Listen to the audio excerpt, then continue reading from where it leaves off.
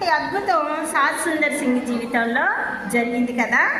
ఇప్పుడు సాత్ సుందర్ సింగ్ చక్కగా బయట తిరుగుతూ ఉండే అతన్ని ఏం చేశారంట, తీసుకెళ్ళి ఏం చేశారు, ఇందులో హాయిగా బయట తిరిగి అతన్ని తీసుకువెళ్ళి ఇది ఉంది కదా, శవాలు ఉంటాయి కదా, అమ్మో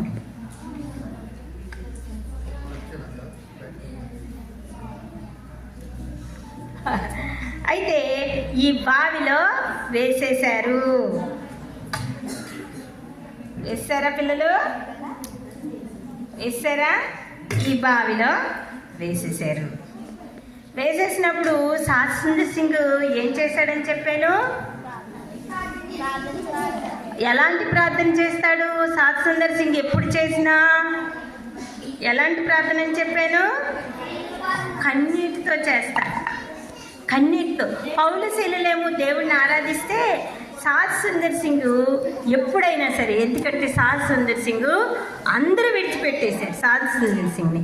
అప్పుడు దేవుడు అతని జీవితాల్లో ఎప్పటికప్పుడు సహాయాన్ని ఇచ్చేవారు. చూడండి పిల్లలు, మీరు గట్టిగా చప్పట్లు కొట్టండి సాత్ సుందర్ సింగ్.